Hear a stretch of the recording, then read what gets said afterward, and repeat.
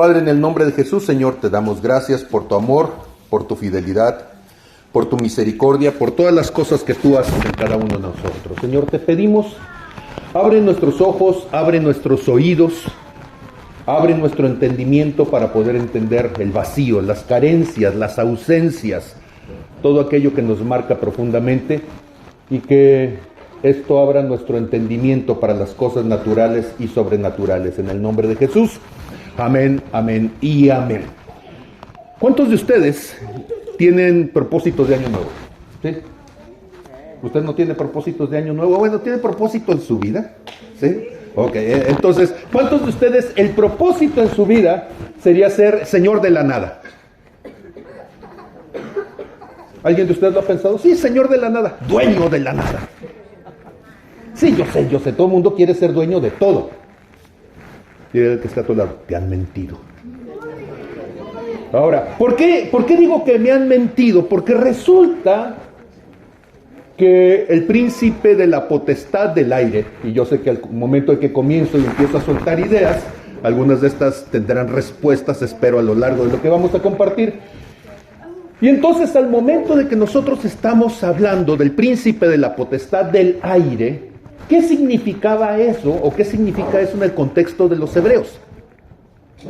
La potestad del aire, el aire es algo que no se ve. Y en la Biblia siempre se habla del aire como una metáfora de algo que está allí, que no se ve, sin embargo, es la clave para lo que existe. Por eso, cuando se habla en griego, no en hebreo, sino en griego, la palabra aire es la palabra neuma, pero al mismo tiempo es la palabra que se utiliza para referirse al espíritu. Eso ya lo está poniendo tenso, ¿verdad? Porque el príncipe de la potestad del aire, el príncipe de la potestad de el espíritu, es Satanás. Pélale los ojos al que está a su lado para que vean que se siente así como me lo están pelando a mí, ¿verdad? Entonces, ¿cómo es eso? Que el príncipe de la potestad del aire... Bueno, cuando en el rancho dicen, a ver, agarra el aire, ¿qué están diciendo? Agarra la nada. A ver, diga conmigo, ¿en el rancho? Agarrar el aire es agarrar la nada. Y si te dan una caja llena de aire, ¿tú qué dices? No me dieron nada, estaba vacía. Ojo con esto. Vacío no significa nada. Vacío significa que no hay algo que tú estabas buscando, pero en realidad el concepto de vacío que ustedes tienen es un concepto, nadie se ofenda, dígale al que está a su lado, estamos comenzando el año de telepaciencia, el tipo no le predicó a nadie, ¿sí? Y entonces resulta que el concepto de vacío que nosotros tenemos es bastante infantil, porque cuando nosotros decimos vacío, consideramos que no existe ningún elemento, no hay nada allí, cuando en realidad el vacío ya es algo en sí. ¿Pueden decir conmigo, la nada es algo? Porque la nada como algo conceptual ya es algo que tú estás describiendo. Y entonces eso ya nos empieza a meter en un problema. Sí, yo sé que todo esto, estoy tratando de aprovechar que sus neuronas se reiniciaron, se resetearon en vacaciones. En la Biblia, cuando se habla de la nada, se habla de lo que no se ve. Diga conmigo, lo que no se ve. Ok, Hebreos 11:1. Es pues la fe, la certeza de lo que se espera, la convicción. Resulta que cuando nosotros lo pensamos así, la convicción de lo que no se ve, la convicción de lo que para muchos es nada, pero para ti es todo. ¿Cierto? ¿Puedes decir conmigo? Para mucha gente, Dios es nada, porque no lo ven, porque no lo entienden, pero para mí es todo. Entonces, ojo, lo que para otros es nada, por su incomprensión, por su ignorancia, por su falta de relación, para ti se convierte en un todo. Segunda de Corintios 4:18 dice, no miramos las cosas que se ven, sino las que no se ven. A ver, ¿qué miramos?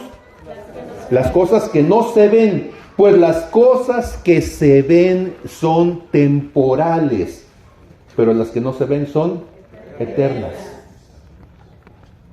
¿Cómo vamos hasta ahí? A ver, las cosas que no se ven son eternas. ¿Será acaso que el vacío es eterno? Tum, tum, tum, tum. ¿El vacío es eterno? A ver, todo el mundo, ¿sí? No, no sé.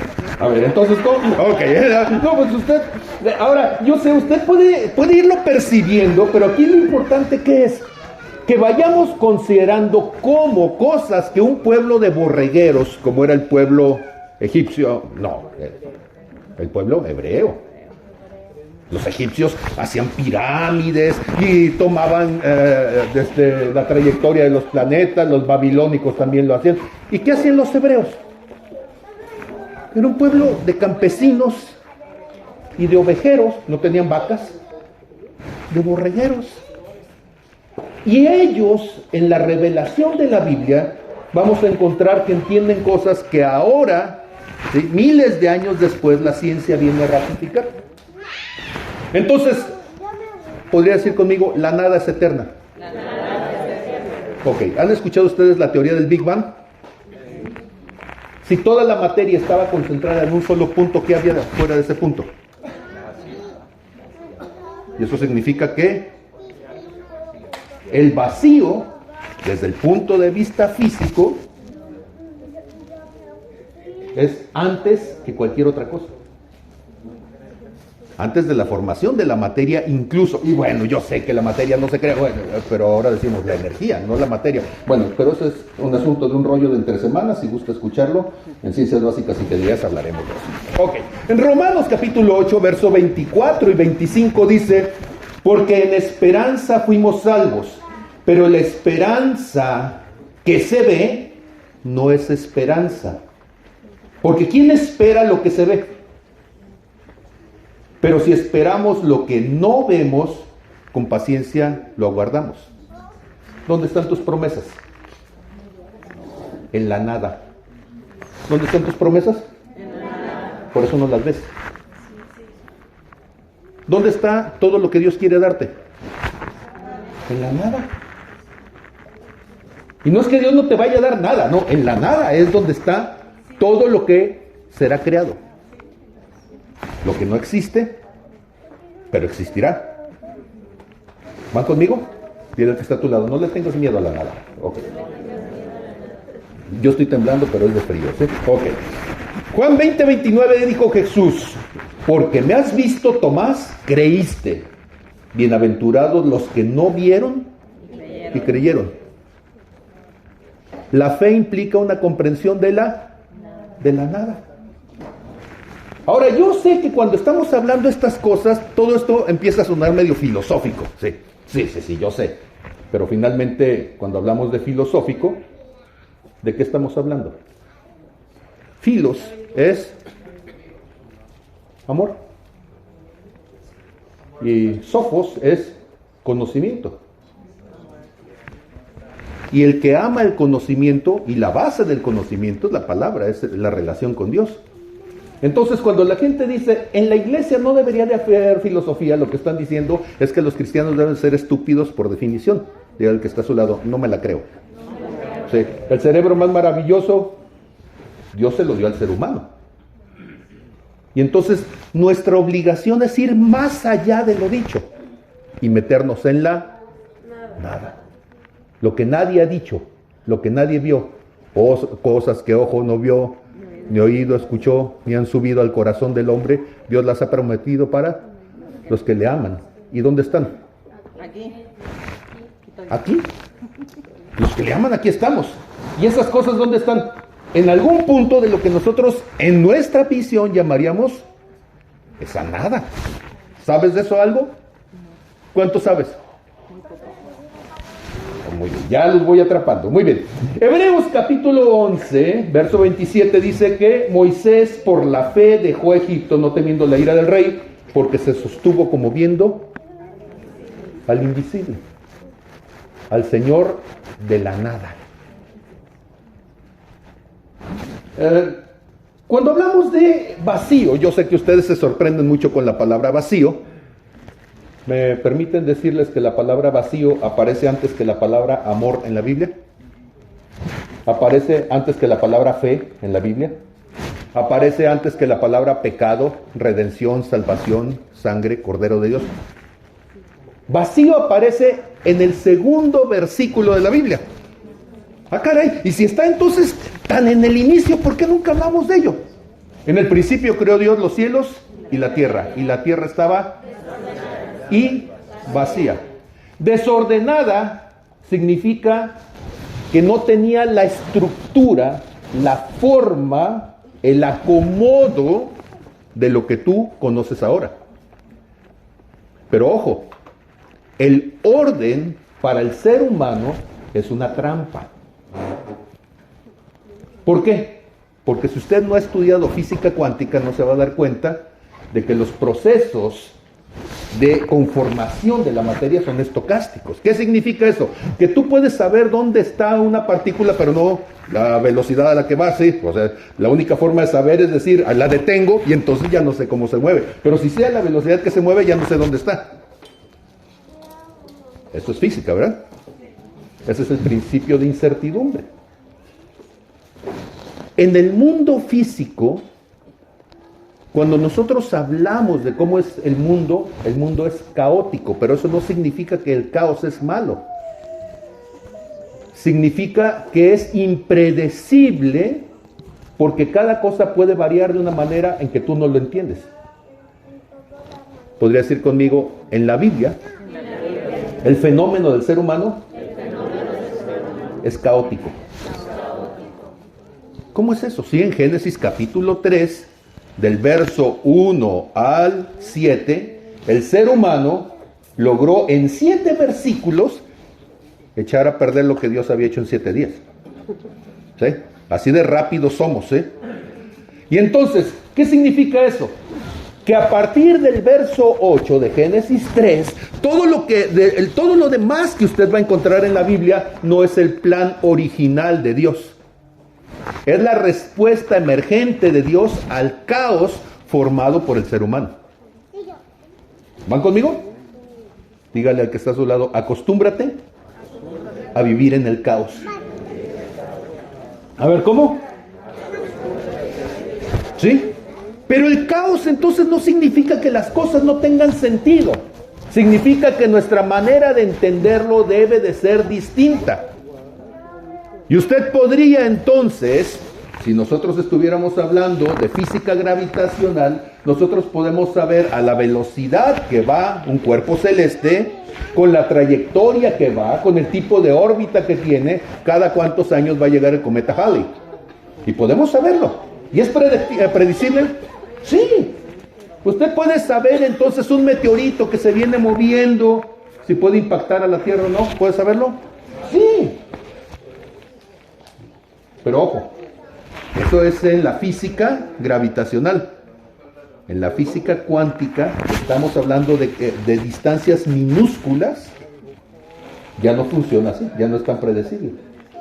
Y entonces todo lo predecible, lo macro, se basa en aspectos pequeños que son impredecibles. Ok, ¿cómo se lo explico para que usted le vaya agarrando amor a esto? ¿Cuántos de ustedes saben que una sola decisión puede cambiarte la vida? Ok, ¿la decisión de quién? Pues puede ser la mía, pero también puede ser la de mi esposa. O sea, una decisión mala mía le puede cambiar la decisión a mi esposa y a mis hijos. Es más, una decisión mala mía le puede cambiar la vida a ustedes. Si yo meto la patota, ¿cuántos de aquí van a salir lastimados? Y entonces no solamente una decisión mía me afecta a mí, ojalá fuera así.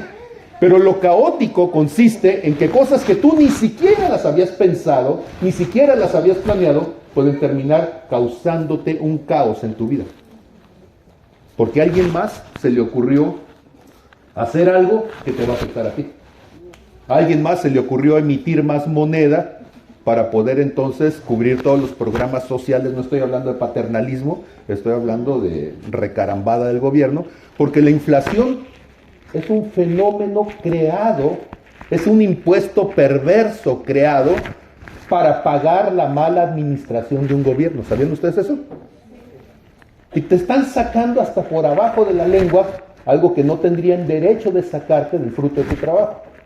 Ok, eso es caótico. Te quitaron tus expectativas, te quitaron tu jubilación, te quitaron por una decisión que a ti no te tocó. ¿Me estoy explicando? Eso es el caos. Decisiones de unos que afectan a otros. Y entonces cuando nosotros pensamos en este versículo, la tierra estaba desordenada y... Pregunta, ¿vacío es malo? Porque todo el mundo dice, Génesis 1:2, la tierra estaba desordenada y vacía, y entonces todo el mundo dice, no, pues eso estaba mal.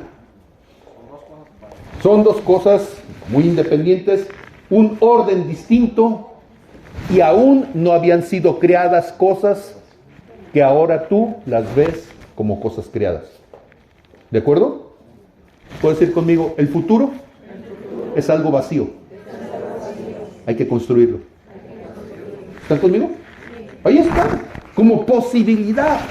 Y entonces cuando nosotros vemos ese tipo de cosas nos damos cuenta de algo importantísimo. Miren, Job capítulo 26, verso 7, nada más para los que dicen, porque no estudian la palabra, que la Biblia y la ciencia no se tocan. Job 26, verso 7 dice, Él extiende el norte sobre vacío, cuelga la tierra sobre nada. El libro más antiguo de la Biblia es Job. Job fue escrito en el periodo después del diluvio y antes de Abraham. Y se preservó por transmisión oral. La gente se lo aprendía y se lo recitaba a sus hijos. Así fue como llegó entonces hasta tiempos de Moisés. Entonces, noten ustedes, esto entonces que fue escrito antes de los babilónicos, diciendo la tierra cuelga, la tierra se sostiene sobre, durante siglos dijeron, esto es falso. ¿Por qué? Porque todo mundo sabe que la tierra está sostenida por un elefante. ¿A poco no es cierto? ¿Y ese elefante? Sobre otro elefante. ¿Sí? Porque los elefantes no vuelan. ¿Sí? Entonces sobre otro elefante. ¿Y ese segundo elefante? Sobre un tercer elefante. Y así todos los elefantes se columpiaban, ¿sí? Y ahí estaban, ¿sí? Sosteniendo la tierra. Y hay un momento en donde entonces la persona que está preguntando dice, ¿cómo puede ser eso? No puede haber una columna infinita de elefantes. Es cierto. Porque abajo está una tortuga. ¿Sí? Si ustedes ven la cosmovisión de los hindús, lo que van a encontrar es eso. Pensar que la tierra se puede sostener en la nada sonaba tan irracional. Bueno, los griegos lo resolvieron muy fácil, ¿sí?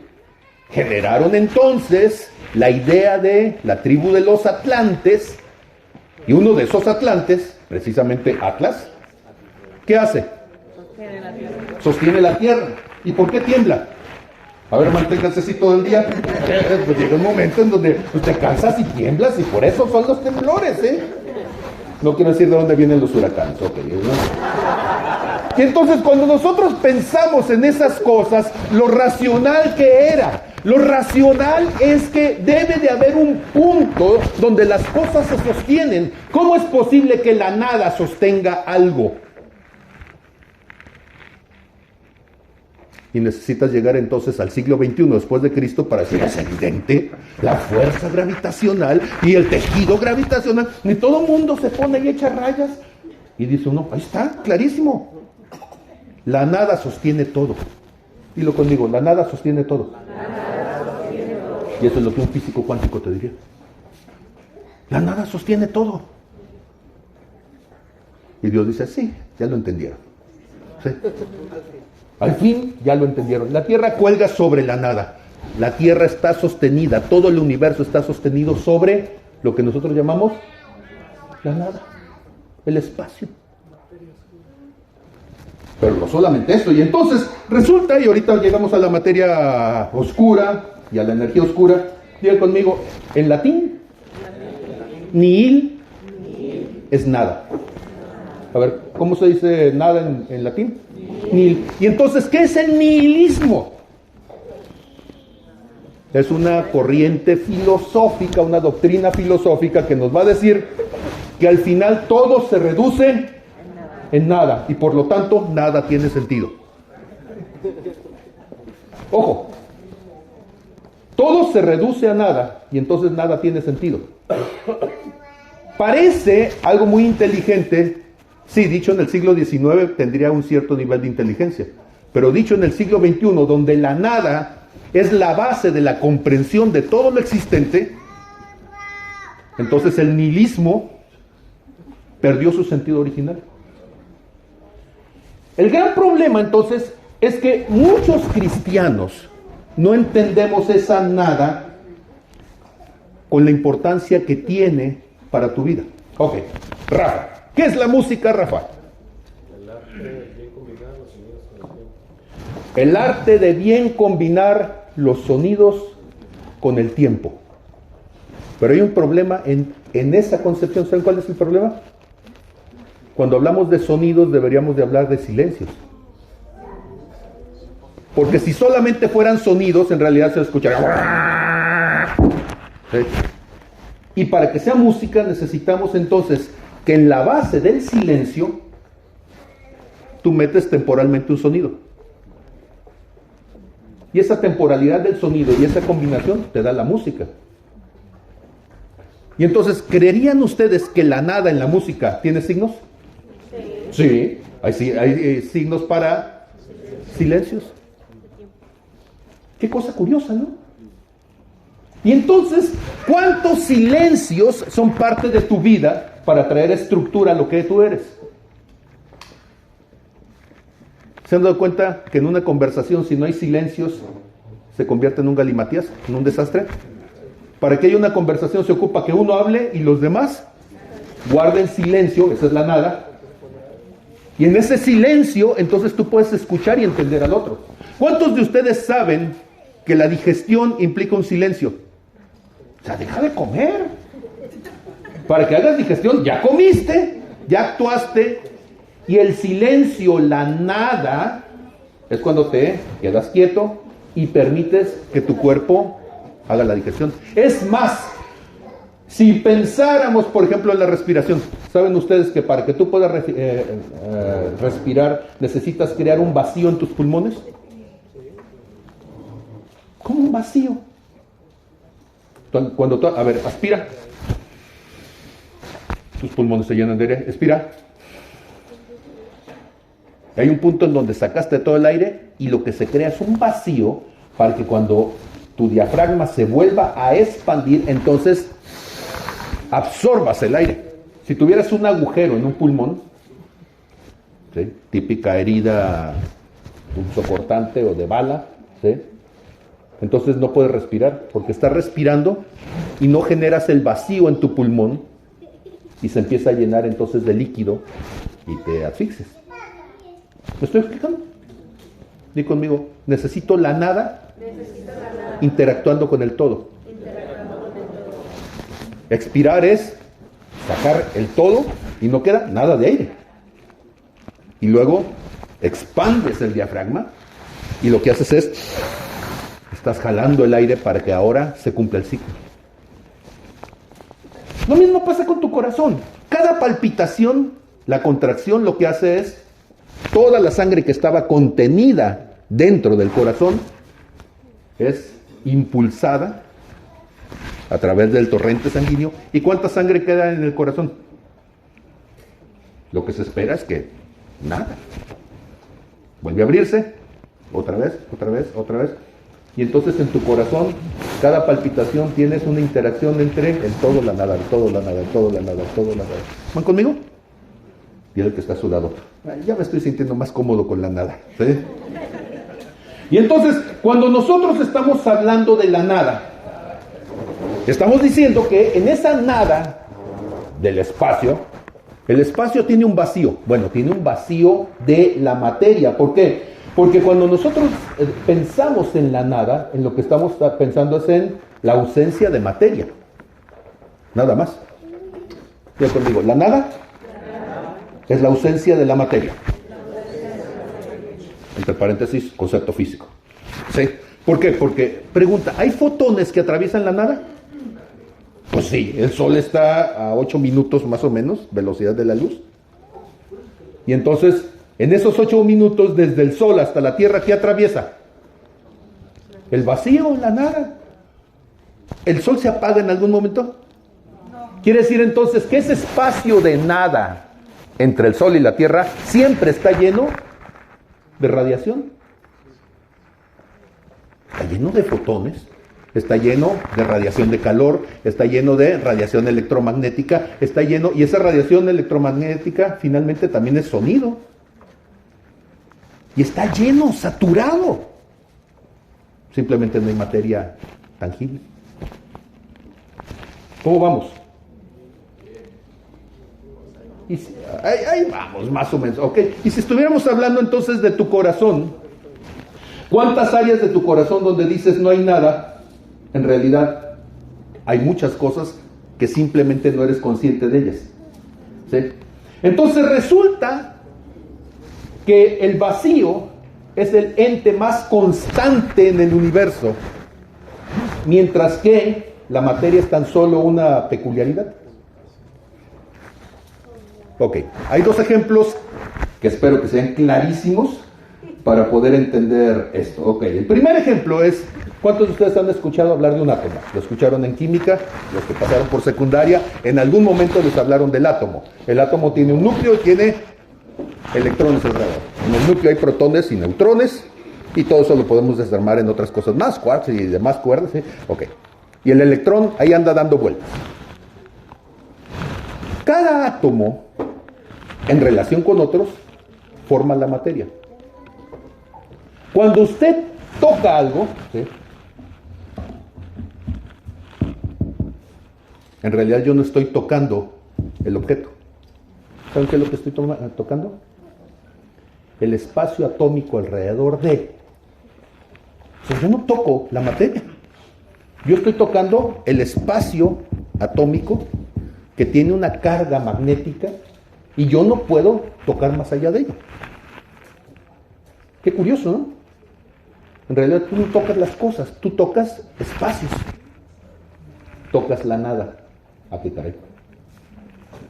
¿Sabían ustedes que, por ejemplo, si hablara de un átomo de hidrógeno, el núcleo del átomo es 1.7 por 10 a la menos 15? Ok, y esto es chiquititito. ¿Sí? Imagínese usted un 0 con un punto, 14 ceros y luego un 1,7.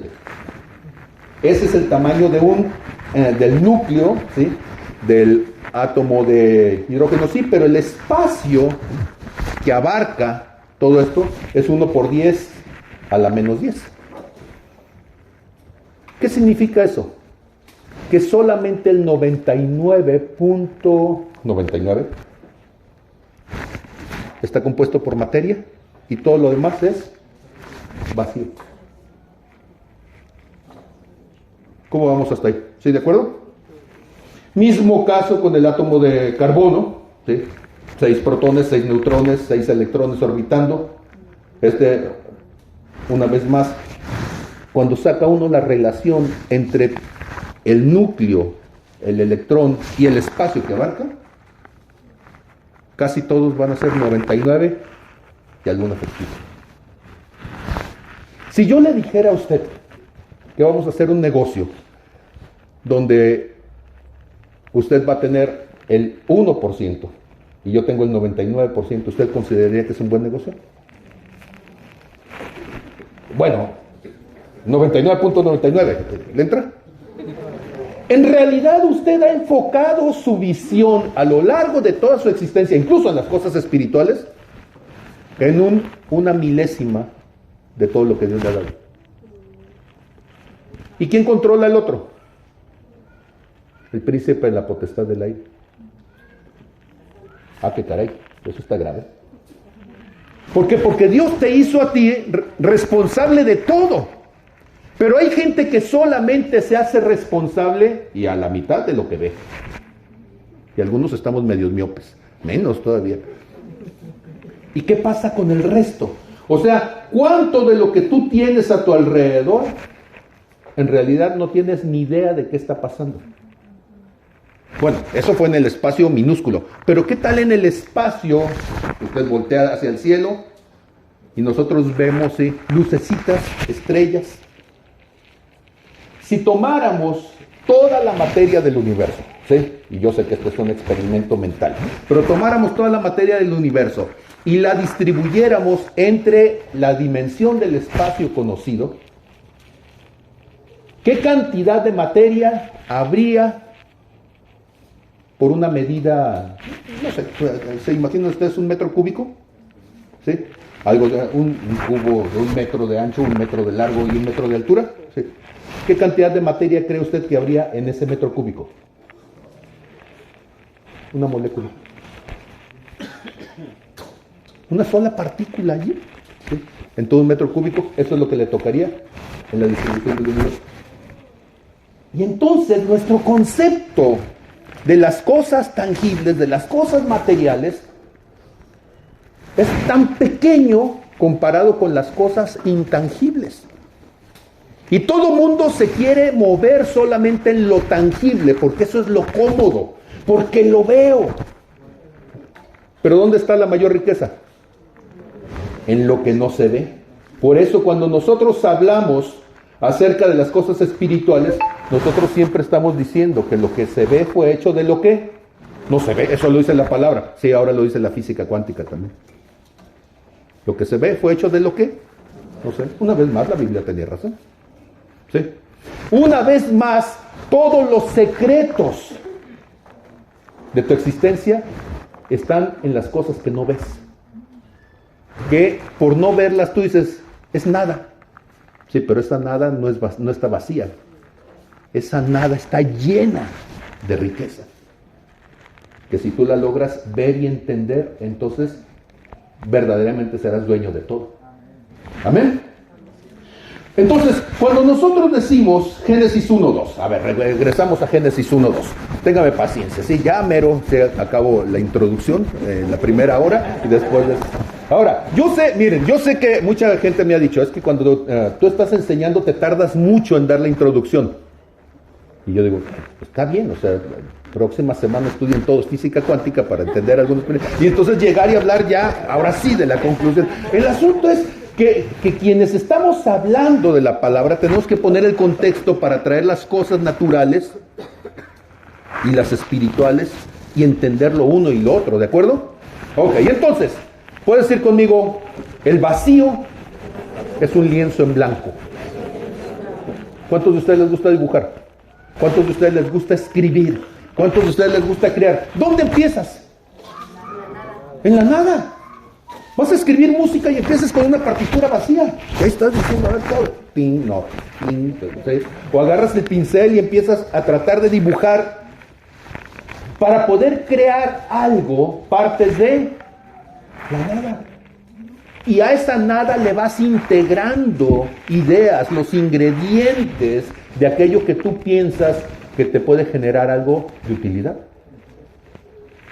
Entonces la nada no es el caos, la nada es el punto de partida. Cuando tú pierdes las cosas, por ejemplo mi sobrina Alexia, hace unos días mi esposa les compartió el último testimonio de ella, donde después de 4, 5 operaciones, ¿sí?, donde perdió un pedazo del cráneo, donde tuvo un derrame muy, muy fuerte, tanto así que cuando le llevaron de urgencia hubo 2 neurólogos que no quisieron atenderla, porque para ellos era un caso tan difícil que ellos pensaban que se iba a morir inmediatamente. Y entonces, ni aún en un hospital de alto nivel, ni aún con la gente de alto nivel, ellos decían, esto tiene esperanza. Y varias veces en esas semanas estuvo a punto de morir. Simplemente el curso de la vida, ella no tenía nada de esperanza. Sus probabilidades de sobrevivir eran del 99.99 en contra. Más o menos las probabilidades de la materia, ¿verdad? Y el que está a su lado, 99.99. ¿Es lo único necesario? Para que todo lo que conozco exista. Esto ha cambiado mi percepción acerca de lo que es probabilidad. Soy maestro de probabilidad. Y yo siempre pensaba que un 1% era poco, ¿sí? Un 1 por 1000, 1 por 10,000, 1 por 100,000, pues era casi nada. Pero eso es lo que ocupa el espacio de la materia en el espacio vacío. ¿Qué significa? Que esa es una altísima probabilidad para que el mundo exista. No lo digo yo, lo dice para todos los que dicen, yo quiero evidencias, abre los ojos y ve lo macro y ve lo micro y todo está en esa misma probabilidad. Entonces, si tú tienes el 99.99 en contra, en realidad tienes las mismas probabilidades que el mundo existente para existir. O sea, ahí la llevas. ¿Sí? Y eso fue lo que sucedió con mi sobrina. Entonces, perder todo, perdió capacidad de pensar, perdió capacidad de estar consciente, perdió la capacidad de moverse, perdió todo. ¿Sí? Entonces, ahorita todavía no ve con ojo izquierdo, todavía está hemipléjica, pero ya está empezando a desarrollar redes neuronales y ya está empezando a mover conscientemente mano izquierda, ya está empezando a mover pie izquierdo. Y dice uno, ¿cómo es posible? Todos los neurólogos dicen, ¿cómo es posible? Dile al que está a tu lado, la actitud ante la nada. La actitud ante la nada. A ver otra vez. La actitud ante la nada. Ellos dicen, queremos que tu caso lo podamos publicar desde el punto de vista clínico. Dice, porque contra toda adversidad, tú tienes una cosa, tienes la actitud, quieres vivir.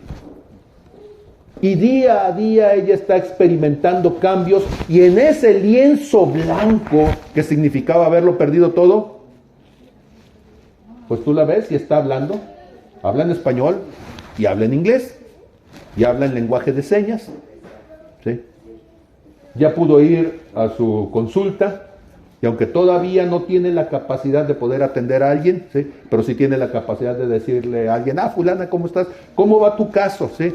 Y empieza ya a hablar con sus pacientes y ya está otra vez tomando su lugar en la vida. Ya está con su niñito, ya está con su esposo, ya está empezando a hacer vida. La nada, diga conmigo, es un potencial en medio de la carencia.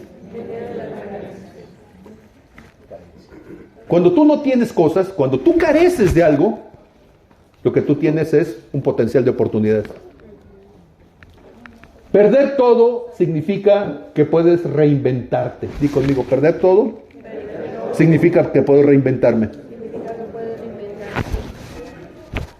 ¿Qué tienes para perder? Ya la nada ya la tienes. ¿Qué es la nada? La nada es el no. Di conmigo, la nada es el no. Y el no ya lo tienes. ¿Qué buscas? Pues el sí. Yo sé que eso siempre lo decimos en el contexto de los chavos que quieren con una chava, ¿verdad? El no ya lo tienes. ¿Sí? Vas a llegar y te oye, es que yo quiero, pues yo no, ¿sí? Ya, se acabó, te batió. El friend zone, ¿sí? Y entonces, el no ya lo tienes. Ahora, ¿qué estás buscando? El sí. Significa entonces que todas las cosas que tú hagas, todos los errores que tú tengas, todas aquellas cosas donde tú te equivoques, no van a aumentar la nada, porque el no ya lo tienes. Ahora, ¿qué tienes que buscar? A ver, ¿qué tienes que buscar? En este 2024, ¿qué tienes que buscar? No te funcionaron los anteriores y por eso siempre fue no. Ahora, ¿qué necesitas hacer? Entender que con un millar, así una milésima, una millonésima parte de posibilidad que tú tengas, tú dices, eso es lo que Dios hizo para formar todo. No necesito mucho. Aunque fuera tan pequeño como un grano de mostaza, bueno, un grano de mostaza comparado con un electrón, con un... Y eso es lo que Dios hizo para formar el mundo. Tomó casi nada y con eso hizo todo. La nada permite el movimiento creativo de parte de Dios. El Espíritu se movía sobre la faz de las aguas. ¿En dónde se mueve el Espíritu de Dios? En la nada. Dile que está a tu lado, ¿cómo andas en tu nada? Ojo, porque muchos toman la nada como un espacio de depresión. Y de ahí vengo estos 3 meses, ¿sí? Y entonces Dios te lleva a darte cuenta de que en lo que tú considerabas nada, en tus fracasos, en las aguas profundas, en tus áreas de debilidad, Dios quiere moverse y traerte entendimiento para salir adelante. ¿Me estoy explicando? Y en lugar de bloquear tus áreas de fracaso, ¿a cuántos de ustedes les gusta meditar sobre tus errores? Poca gente. ¿Cuántos de ustedes terminas el año? Y yo sé que esto, desde el punto de vista social, es caótico. Y pregúntenle a mi esposa, sí, que yo voy llegando a diciembre y mi vida espiritual, mi vida emocional, se vuelve caótica porque caigo en un espacio de la nada. Pero lo que estoy haciendo en realidad es un análisis, un corte de caja. Y me doy cuenta de cosas que quiero cambiar. Puedes decir conmigo, la nada. Es tu espacio de aprendizaje. A ver otra vez.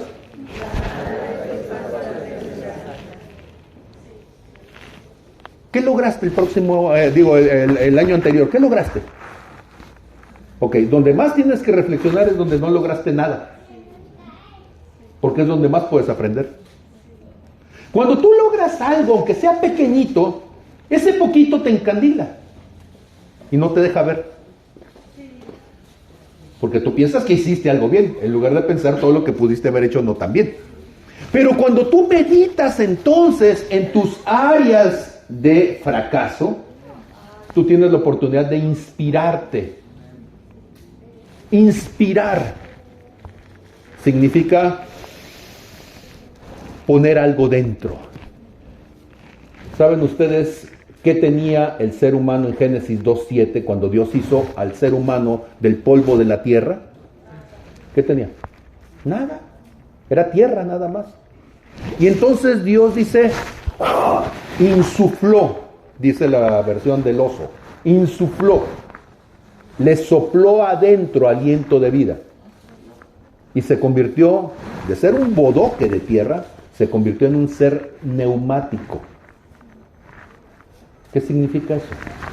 Con aire adentro, que el viento le dio forma. ¿Han visto una llanta? ¿Qué es una llanta? No, esa, no. De las de carro. Sí. Cada vez que te bañas veo una. Y entonces dices, ¿qué es una llanta? Una llanta es un ente neumático, ¿sí? En matemáticas sería un torus, ¿sí? Que es entonces una dona, pero está llena de aire. Esa nada que tiene adentro es lo que le da forma. Tú necesitas llenarte de esa nada y vaciarte de lo que tú pensabas que te llenaba, que era todo. Bueno, el apóstol Pablo lo va a decir de esta manera. Y todas esas cosas las tengo por basura a fin de alcanzar a Cristo. Todo lo que yo conocía lo tengo por basura. Lo desecho. O sea, me vacío del todo para llenarme de nada y volver a aprender. Qué raro suena, ¿verdad? Y entonces, cuando estoy pensando en esas cosas, tengo que entender, me voy a brincar, ¿sí? 6 páginas. ¡Ay! Si a alguien algún día le interesan las notas, se va a dar cuenta. Se las puedo pasar a quien le interese, ¿sí? Y hay muchas cosas que me tengo que brincar de aquí para que el tiempo nos ajuste, ¿sí? Algún día todo esto se va a convertir o en un libro, ¿sí? O en una fogata de este tamaño, ¿sí? Okay. Y entonces, cuando nosotros entendemos, fíjense ustedes, en el libro de Génesis, en capítulo 2, Dios va a hacer entonces un huerto donde va a ubicar al ser humano, ¿de acuerdo? ¿Qué representa ese huerto? Ese huerto representa el todo del hombre. Todo lo que el hombre necesitaba, ¿dónde estaba? En el huerto. Ahí estaba su alimento, su sanidad, su relación con Dios. Sí. Pero ojo, el todo no está completo si no hay una porción de la nada. Ok, eso se llama teoría de conjuntos. ¿Sí? Y entonces, en teoría de conjuntos, los matemáticos entendemos que todo conjunto vacío es un subconjunto de todo conjunto creado. ¿Sí? ¿Qué significa eso? Que siempre la nada existe. En cualquier cosa que tú veas, siempre la nada existe. ¿Cuál es la nada en el Génesis, en Huerto del Edén? El árbol del conocimiento del bien y del mal. Dios le dice, ¿de él cuánto vas a agarrar? Nada. Tu relación con la nada determina tu madurez espiritual. ¿Sí? Otra vez. Tu relación con la nada determina tu madurez espiritual. Y entonces, cuando tú estás viendo tu nada, ¿cómo la enfrentas? Y cómo eso te ayuda en tu relación con Dios. Ojo, cuando nosotros pensamos entonces en el árbol del conocimiento del bien y del mal como la nada de Dios para el hombre en ese momento, en lugar de convertirse en una relación con lo divino, o sea, Señor, ¿por qué pusiste eso allí? A ver, déjame entender qué me quieres enseñar con esa cosa que está allí, que se ve tan atractiva, que se ve tan agradable, se ve tan sabrosa, pero tú me dijiste que no lo comiera. La nada nos debería de llevar a una mayor relación con Dios. ¿Sí me creen o no me creen? ¿Alguna vez tú platicaste con tu cuenta del banco como Rocío Dúrcal? Y tu cuenta del banco te decía, no tengo nada. ¿Y tú qué no? ¿Qué no? En ese momento, cuando no tienes nada, ¿sí? ¿Cuántos de ustedes te pones a orar? Pues sí, claro, porque tienes necesidades. Y en tus necesidades, al no tener solución, ¿qué vas a hacer?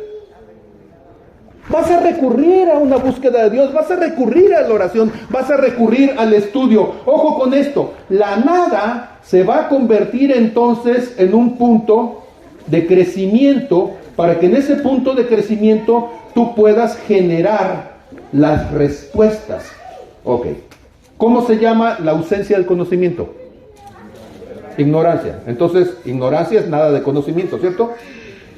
¿Cuántos de ustedes cuando ignoras algo, vas y estudias? Yo me la paso estudiando. ¿Por qué? Porque soy un ignorante.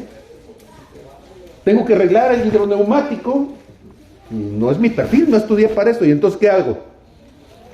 Empiezo a estudiar. Afortunadamente ya hay YouTube, ¿sí? Te echas 30 videos de YouTube, ¿sí? Unos buenos, otros malos, ¿sí? Hasta que encuentras uno más o menos razonable. Y eso te manda algún aspecto teórico y ahí estás pensándole hasta que llega un momento, después de 5, 10, 20 minutos, yo no sé cuánto, donde ya entiendes el problema y ahora ya sabes cómo enfrentarlo. Ok, ausencia de alimento, ¿cómo se llama? Hambre. ¿Cuántos de ustedes saben que el que tiene hambre, que atiza el olla? ¿A poco no es cierto que la nada te obliga hasta a trabajar? ¿Sí? Mira el que está a tu lado, necesitas más nada, mi amor. ¿Sí? ¿Por qué? Porque la nada es un motivador. No tengo nada que comer y entonces ¿qué hago? Salgo y busco. ¿Cómo sabes que un hombre es un hombre maduro? Porque su familia tiene hambre, no tiene nada, ¿y qué sale? Sale a cazar, sale a pescar, sale a recolectar, sale a trabajar, se pone a hacer algo para que en lugar de nada, ahora haya algo que comer. ¿Me estoy explicando? Cuando una persona no es capaz de ver la nada, significa que es un ignorante, ¿sí? De hecho, un huevón, baquetón. Porque no puedes ver la nada para que te motives a nada. ¿Me estoy explicando? Alguien que evade. Entonces, Dios te va a poner la nada enfrente para que la nada te ofenda. Para que la nada entonces te increpe. Para que la nada te obligue. Ok. Nada de calor, ¿cómo se llama? ¿Cuántos han tenido frío en estos días? Ok, ¿cuántos tuvieron que lavar las chamarras que nunca lavaban? Ahí está, ¿sí? Ahí la tenías olvidada. Y entonces empieza a hacer frío y empiezas ya a sacar la ropita, ¿sí? Ya empiezas a sacar el cobertor, ya te vistes de tacuche, dices, ay, qué elegante, no está haciendo frío, ¿sí? Camisa, chaleco, saco, y aún con eso, con frío, Y entonces ya hasta el vino de saco, ¿sí? Está haciendo frío. La nada se convierte entonces en un detonador. Está a tu lado, es un detonador. ¿Qué significa detonar? Significa explotar. ¿Qué explota? Lo que Dios puso adentro, tu potencial. Si no hubiera la nada en tu vida, estarías en un espacio de confort. Dile al que está a tu lado, el confort es destructivo. ¿Quién lo sabe? Dios. ¿Qué sucede si una persona no tiene necesidad? No tiene sentido de vida. Pierde el sentido de vida. Dile al que está a tu lado, necesitas sentido de vida. ¿Qué es el sentido de vida? Lo que te obliga a levantarte, criatura. Hay gente que, híjole, necesita pañal porque ni para orinar se levanta. ¿Sí? De lo perezosos que son. Vieja, tenemos suero antialacrán. ¿Te picó? No, pero ahí viene. Ni en defensa propia se mueve. La necesidad es un regalo de Dios. ¿Puedes decir conmigo? La necesidad es el vacío, es la carencia, que es un regalo de Dios. ¿Va conmigo? ¿Cuántos de ustedes saben que los dones de Dios son solamente el punto de partida para lo que Dios quiere hacer en tu vida? O sea que hay dones que Dios no te dio, pero se los puedes pedir. Yo crecí en una doctrina donde lo que se nos decía es que lo que Dios te dio es lo que vas a tener. Y si Dios no te lo dio, decían por ahí alguien que predicaba cuando yo estaba, ni aunque le pujes. Dígale al que está a su lado, esa doctrina no se sustenta. A ver, ¿cuántos de ustedes cuando naciste Dios te dio una casa? ¿Sí te dio una casa? ¿Cuántos de ustedes tuvieron que comprársela? ¿Te dio la capacidad para comprarla? Bueno, tú vas a hacer una casa. Bueno, ¿cuántos de ustedes cuando nacieron eran de pelo negro y ahora son pelo cobrizo? Tú dices, me gustaba el pelo cobrizo, ¿sí? En lugar del pelo negro. O me gustaba estar hipertrofiado, ¿sí? Así, ponchado. ¿Quién te lo dio? Pues hubo que construir. O sea, la base estaba allí, el músculo estaba allí, pero había que dedicarle capacidad. Ok, ¿cuántos de ustedes cuando nacieron aprendieron hablando el segundo idioma? Con trabajos habla uno el primero. Sí, y el segundo es por ganas. Tienes la necesidad porque la necesidad se llama gusto, la necesidad se llama carencia, la necesidad se llama metas, la necesidad, como tú quieras ponerlo. ¿Me estoy explicando? Ahora, imagínate, voy a empezar espero ir cerrando algunas ideas. Yo decía que Satanás es el príncipe de la potestad del aire. Lo dijo el Señor Jesús también. Si la potestad del aire es la potestad de lo que no se ve, ¿cuántos de ustedes saben que tus metas son algo que no se ven hasta que las cumples y ya se llaman logros? ¿Sí? Pero ¿quién controla tus metas? ¿Cuántos de ustedes no pudiste llevar a cabo algo porque se atravesó algo en el camino? Un caracol. Y como iba arrastrándose lentamente, se me pasó el año esperando que pasara el caracol. ¿Sí? Y no lo logré. ¿Quién manda allí? ¿Tú o el caracol? ¿Quién es el príncipe de la potestad de lo que no se ve en tu vida? Ese es el problema. El problema está que nosotros creemos que somos dueños de lo que vemos, cuando en realidad todo lo que vemos se hace de lo que no vemos, pero lo creemos. Tus metas, tus planes, tus proyectos, tus áreas de crecimiento, todo eso, nadie lo ve más que tú. Nadie lo ve más que tú. Pero el problema es que si tú no lo ves lo suficiente, Satanás te lo roba en tu nariz. ¿Me estoy explicando? ¿Quién es el único que puede ver sus carencias? Tú. Porque son espacios de vacío para ti. ¿Cómo puedo identificar mis carencias entonces? Yo identifiqué, siendo muy chico, que le tenía miedo a las alturas. ¿Cómo lo supe? Porque me caí. Ojo con esto, lo voy a volver a decir. Yo muy chico identifiqué que le tenía miedo a las alturas y lo supe porque me caí. Después del trancazo y de lo que me dolió el trancazo, tuve miedo de volverme a subir a la barda y mi hermano Rubén, que siempre fue hábil para todas las cuestiones físicas, él se subía a la barda bien fácil, corría por la barda, yo nunca lo alcanzaba y queriéndolo alcanzar me subí y me caí. Y a partir de ese momento entonces desarrollé acrofobia. ¿Sigo teniéndole miedo a la caída? ¿Sí? ¿Pero qué hice? Enfrenté mi miedo a la caída y empecé a hacer alpinismo y empecé a colgarme entonces y a subir por bardas, ¿sí? Alturas de 30, 40 metros, que es lo que tenemos aquí en nuestro contexto, y en una de ellas me resbalé y me caí. Me arranqué este brazo, todavía hay días en donde con un mal movimiento se me sale del orbital del hombro, ¿sí? Pero enfrenté el miedo a caer. Cuando tenía 4 o 5 años, fuimos con una familia y mientras toda la familia se metió, yo me quedé chiquillo autista viendo alguna cosa por ahí que me llamó la atención. Cuando me metí después, los perros de la casa no me conocían y me mordieron entre 4 o 5 perros. Me metieron una arrastrada completa, ¿sí? Y si no hubiera salido mi familia con los gritos, me hubieran matado ahí los perros. ¿Consecuencia? Miedo a los perros. ¿Qué hice? Lo enfrenté.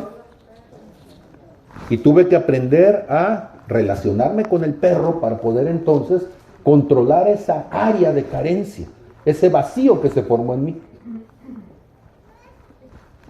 Pregunta, ¿cuántos de ustedes, y estoy queriendo terminar mis ideas, cuántos de ustedes puedes decir, como dice Efesios capítulo 4, ya en el verso 13, que están a la medida de la estatura del varón perfecto?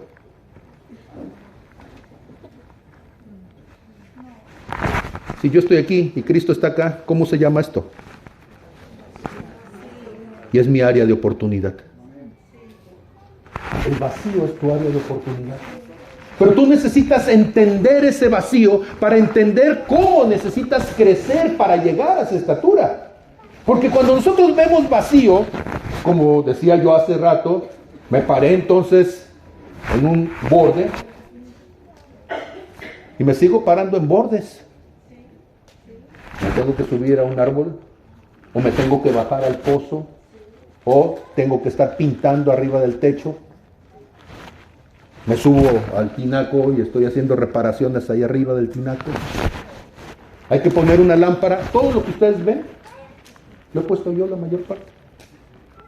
¿Y cómo alguien que tiene miedo a las alturas entonces se puede subir? Enfrentas tu miedo, te pones tu arnés, yo tengo 2 arneses, me subo, estoy amarrado. La primera vez, para saber qué funcionaba, pues me dejé caer con todo y arnés. Ahora, ¿qué sucede? Te dejas caer y ves que quedas colgado. A partir de ese momento dices, sí me aguanta. Ya no me voy a caer. Déjeme decirle, hay mucha gente que no crece en el cristianismo porque tiene miedo a crecer. Porque le da miedo enfrentarse a sus vacíos. Eres irresponsable y le tienes miedo a la responsabilidad. Y haces lo mismo que hace la gente cuando le tiene miedo a un abismo. En lugar de enfrentar el abismo, te das media vuelta y huyes. En lugar de enfrentar el perro que te mordió, le das media vuelta y huyes. En lugar de enfrentar a la serpiente que... ¿Cuántos de ustedes saben que aquí hay serpientes? Normalmente ustedes no las ven, porque salen los días que no vienen ustedes, ¿sí? Va a ser más de alguno que se congrega, pero bueno, esa es otra cosa. Y entonces, ¿cuál es el asunto? El asunto es que todas esas cosas, la única manera de crecer es enfrentar. Puedes decir conmigo, ser señor de la nada. Es enfrentar. A ver, ¿qué significa ser señor de la nada? Enfrentar. ¿Qué enfrento? Mi área de carencia, mi área de debilidad, mi área de miedo. Es que me da miedo tal cosa. Perfecto, ese que sea tu propósito de este año, ¿sí? Por lo pronto reconocerlo, darte cuenta que está allí. Me da miedo quedarme sin dinero y por eso soy egoísta. Tienes que enfrentar tu miedo. ¿Por qué? Porque no importa cuánto dinero tengas, si está basado sobre el miedo, siempre vas a sentir que es insuficiente. ¿Cuántos de ustedes están preparados para la ancianidad?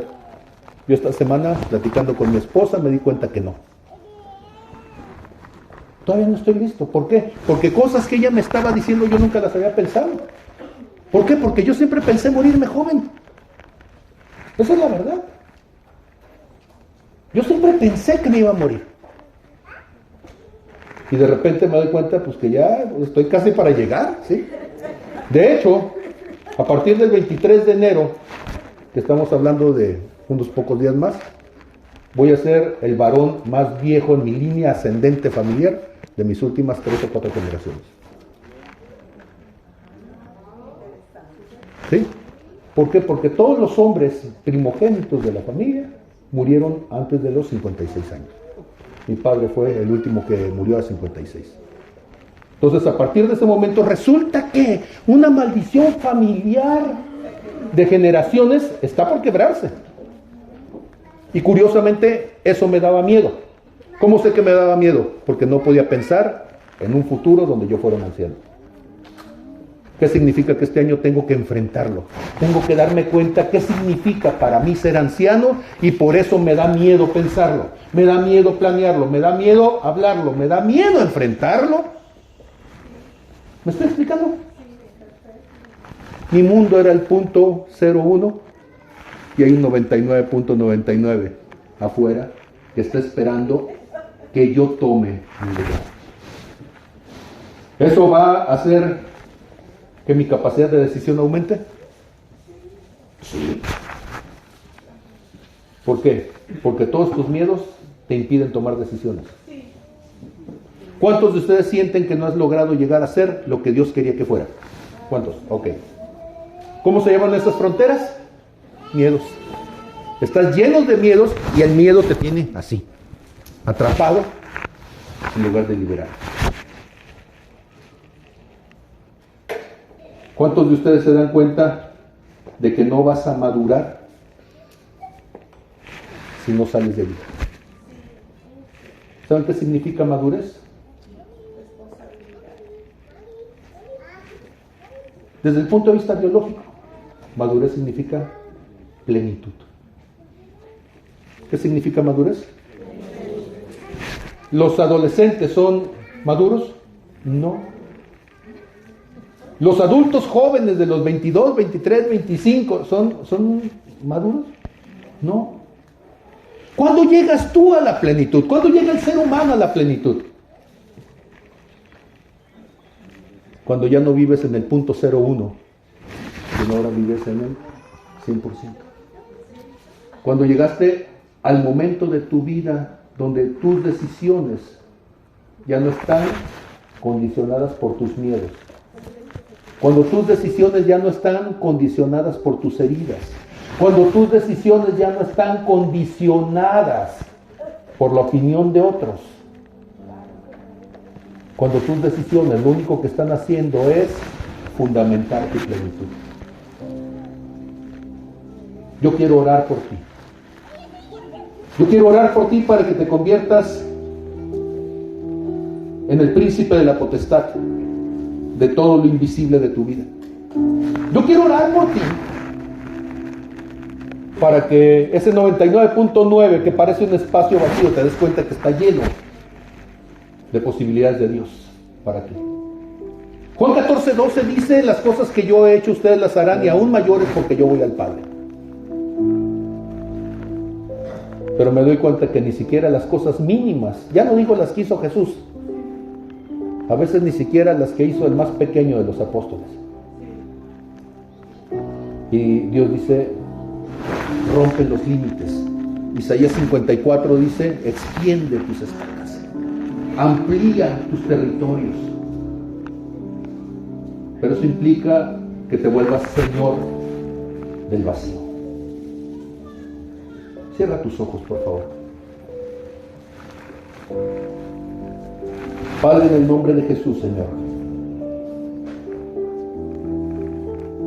yo te pido, Señor,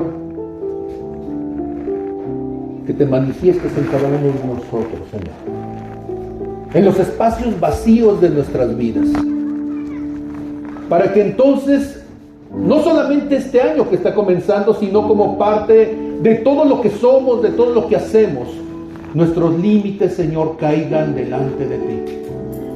Espíritu Santo, haznos, como dijiste en Génesis 1:26, señores. Porque si podemos ser a tu imagen y a tu semejanza, entonces podemos ser señores, enseñorearnos de. Señor, sácanos de la adolescencia espiritual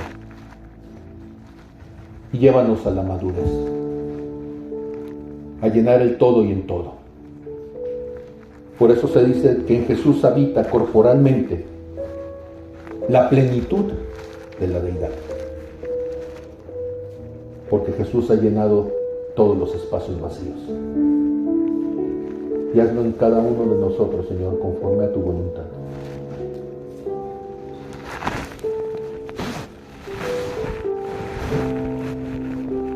Quiero invitarte, si es tu deseo, a que podamos hacer pacto con Dios.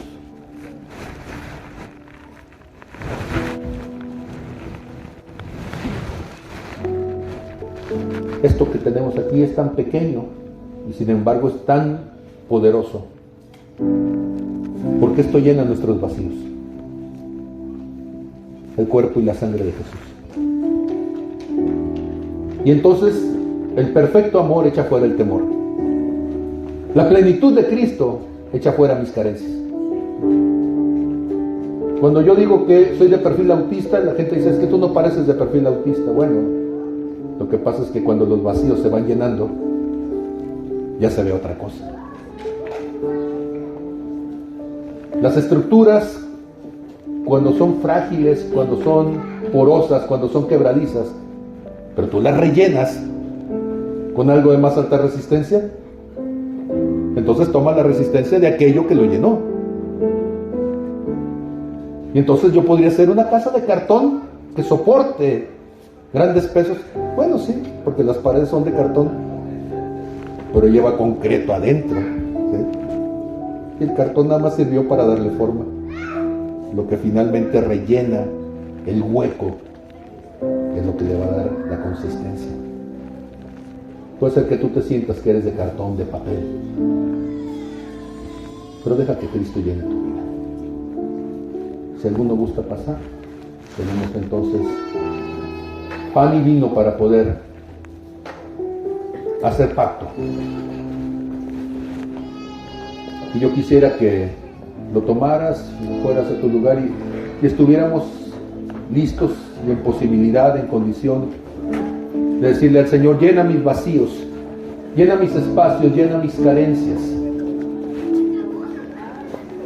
Porque si Él llena lo que soy, ya no seré semejante a lo que fui, sino a Él en lo que seré. 2 Timoteo 1, 6 y 7.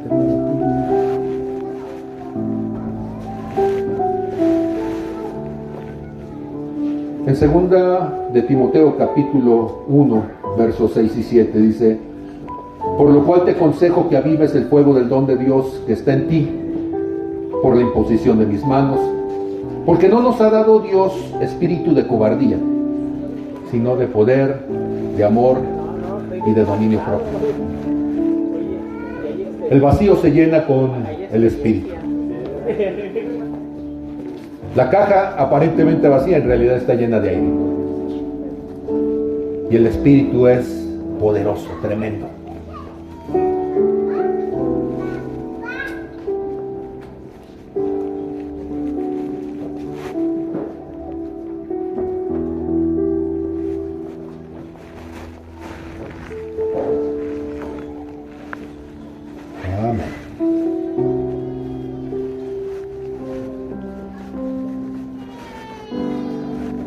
El pacto de esta mañana es un pacto con Dios, pero también contigo mismo.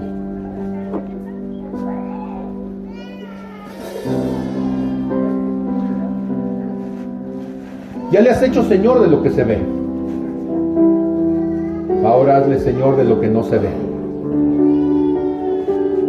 Ya le has hecho Señor de la imagen, de lo externo, de la máscara, de la careta. Ahora hazle Señor de lo que está detrás. Ya le hiciste Señor de lo racional, de lo comprensible. Ahora hazle Señor de lo irracional. Ya le hiciste Señor de lo que tú piensas que sabes.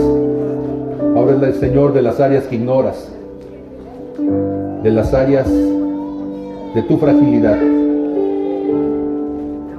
Por eso el Señor escogió a lo vil y a lo menospreciado de este mundo, para avergonzar a lo que es con lo que no es, para avergonzar a los que se creen sabios con la aparente necedad de los necios,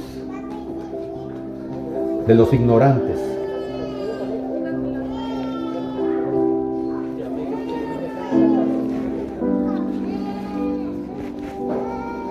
Váyanse acercando para poder saber si necesitamos, si nos faltan vasitos, los últimos les va a tocar chuparle la botella. No se hagan para atrás, no se hagan para atrás.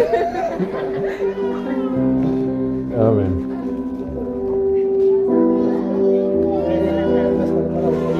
Acérquense, por favor.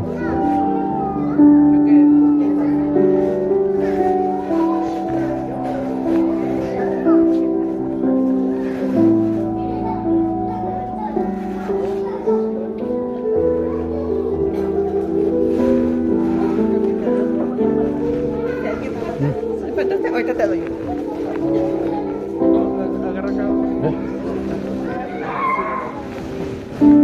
Si a alguien le hizo falta, acérquese con Milly, por favor. Ser Señor de la nada significa ser Señor de todo. Porque el que controla, el que domina, el que se sobrepone a la nada, que es el 99.99, entonces ya tiene todo. Porque lo que se ve fue hecho de lo que no se ve. Ser Señor de la nada significa enseñorearte en el Espíritu. Porque el Espíritu entiende cosas que la razón no entiende. Significa ser Señor de lo que ignoras, porque el Espíritu entiende y comprende lo que la razón ignora y la vuelve inteligible. Que el Señor entonces este 2024 te haga Señor de la nada y que tú gobiernes sobre la potestad, que tú tengas la potestad de lo invisible alrededor de ti y en ti. Amén. Padre, en el nombre de Jesús, Señor, tomamos tu cuerpo en señal de pacto. Y tomamos, Señor, el vino como símbolo de tu sangre.